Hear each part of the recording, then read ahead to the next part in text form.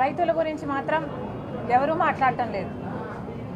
రైతులు పడుతున్న ఇబ్బందుల గురించి కానీ వాళ్ళకి ఏదైనా పరిష్కారం చూపుదామని కానీ కూటమి ప్రభుత్వానికి ఏమాత్రం ఉన్నట్టుగా కనిపించటం లేదు. ఒకప్పుడు రైతు ఎలా ఉన్నాడు, రాజశేఖర రెడ్డి గారు ఉన్నప్పుడు సువర్ణ యుగంగా ఉన్నింది, అన్నపూర్ణగా ఉన్నింది. కానీ ఇప్పుడు ఎలా ఉంది? రాజశేఖర రెడ్డి గారు ముఖ్యమంత్రి అవ్వడంతోనే మొట్టమొదటి సంతకం ఉచిత విద్యుత్ మీద చేశారు. 1200 కోట్ల రూపాయలు రైతుల బకాయిలను మాఫీ చేశారు. అంతేకాదు కాంగ్రెస్ పార్టీ అధికారంలో ఉండగా రైతులకు రుణమాఫీ కూడా చేశారు. జలయజ్ఞం మొదలుపెట్టారు. ఇలా ఒకటి కాదు, రెండు కాదు, అనేక రకాలుగా రైతులను ఆదుకున్న ముఖ్యమంత్రి రాజశేఖర రెడ్డి గారు అయితే మరి ఇప్పుడు రైతుల పరిస్థితి ఎలా ఉంది?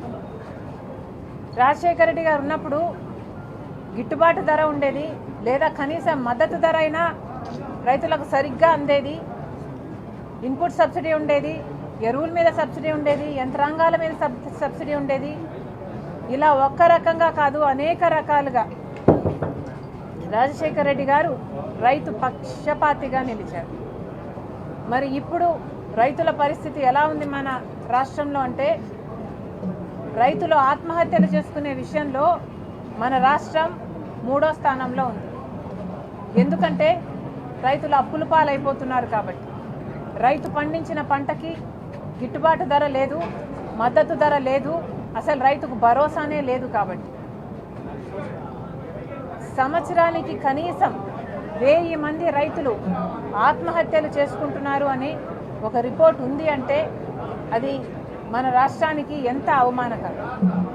మరి ముఖ్యమంత్రిగా ఉండి చంద్రబాబు గారు రైతులకు ఏ రకంగా భరోసా ఇస్తున్నారో చెప్పాలి.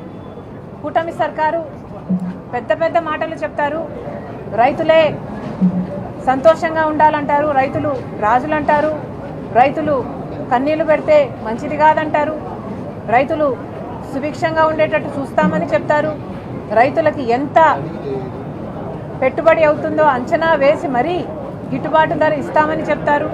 రైతు ఒకవేళ అమ్ముకోలేకపోతే నబార్డ్ లాంటి సంస్థలను దించుతామని చెప్తారు. అన్ని రకాలుగా రైతులకు అండగా ఉంటాము అని మాటలు మాత్రమే చెప్తున్నారు, కానీ చేతలు మాత్రం గడప కూడా దాటడం లేదు. ఎందుకు అని అడుగుతున్నాం. ఒక్క పంట పండించిన రైతైనా సంతోషంగా ఉన్నారా? ఒక్క పంటకైనా లాభం వస్తుందా? ఒకసారి ఈరోజు మన రాష్ట్రంలో ఉన్న రైతుల పరిస్థితి ఆలోచిస్తే చాలా చాలా దయనీయంగా ఉంది. మిర్చి పండించిన రైతులైతే 12,000 ధర అయితే, పలకాల్సిన ధర అయితే వాళ్ళకి కనీసం 6,000 కూడా రావటం లేదు. పొగాకైతే, జొన్న అయితే 3,300 రూపాయలు మద్దతు ధర అయితే 2,000 రైతుకు వస్తున్నదేమో. పొగాకు 18,000 ఒకప్పుడు పలికితే ఇప్పుడేమో కనీసం 3,000 కూడా లేదు. పత్తి కూడా అలాగే ఉంది. ఇలా ఒకటి కాదు, రెండు కాదు, ఏ పంట తీసుకున్నా అదే రకంగా ఉంది. అరటి 30,000 పలికింది, కానీ ఈరోజు కనీసం 15,000 కూడా పలకటం లేదు.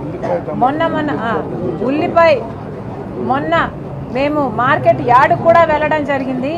1,200 రూపాయలు రైతులకు ఎట్లయినా సరే ఇస్తామన్నారు. 1,200 మీకు మార్కెట్ యార్డులో లభించకపోతే 200కు 400కు రైతులు అమ్ముకుంటున్నారు అంటే ఆ డిఫరెన్స్ ధర మేము ప్రభుత్వం చెల్లిస్తుంది అని రైతులకు మాట ఇచ్చారు. మరి ఏమైపోయినాయి మీ మాటలన్నీ? ఏమైపోయినాయి? టొమాటో పండించడానికి కనీసం కిలో పండించడానికి కనీసం 10-12 రూపాయలు అయితే ఈరోజు రైతు అమ్ముకుంటున్నాడు 2 రూపాయలకో 4 రూపాయలకు. మార్కెట్లో మాత్రం 25 రూపాయలు. గిట్టుబాటు ధర ఏమో 8 రూపాయలు ఉంది. 10 రూపాయలు అయితే ఖర్చు అయితే 8 రూపాయలు గిట్టుబాటు ధర అయితే కనీసం అది కూడా దక్కక ఈరోజు రైతు 2 రూపాయలకు 4 రూపాయలకు అమ్ముకోవడం ఇష్టం లేక ఆ పంటనంతా పారబోసుకుంటున్నారు అంటే ఇది చంద్రబాబు గారికి అవమానకరంగా లేదా? మరి ఏ రైతు బాగుపడుతున్నాడో చంద్రబాబు గారు సమాధానం చెప్పాలి. అందుకే ఈరోజు కాంగ్రెస్ పార్టీ రైతుల పక్షాన చంద్రబాబు గారి దగ్గరికి వెళ్ళాలనుకొని, అసెంబ్లీకి వెళ్ళాలనుకొని మేము సిద్ధమయ్యాము. పోలీసులేమో ఇప్పటికే వచ్చి ఉన్నారు మమ్మల్ని అడ్డగించడానికి. కానీ చంద్రబాబు గారిని మేము కలవాల్సిన అవసరం ఉంది. మెమరాండం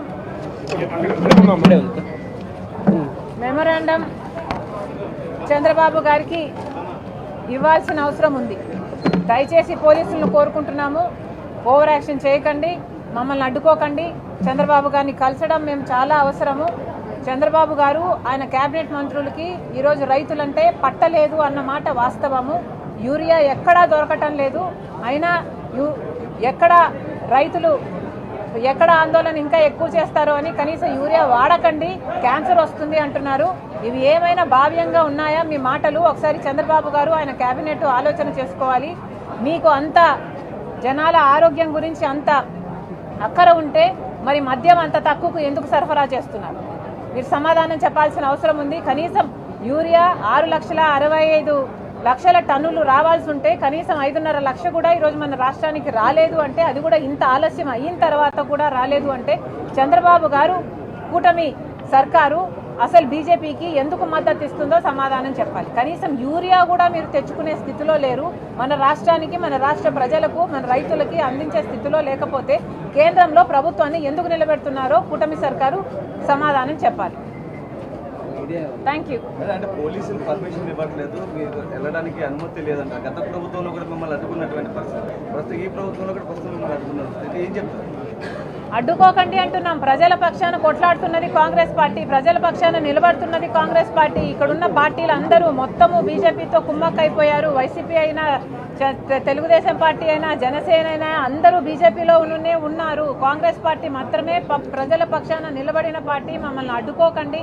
మమ్మల్ని కనీసం చంద్రబాబు గారికి కలిసి వినతి పత్రమైనా ఇచ్చుకునే అవకాశం ఇవ్వాలని పోలీసులను పదే పదే కోరుతున్నాము. దయచేసి అడ్డుకోకండి.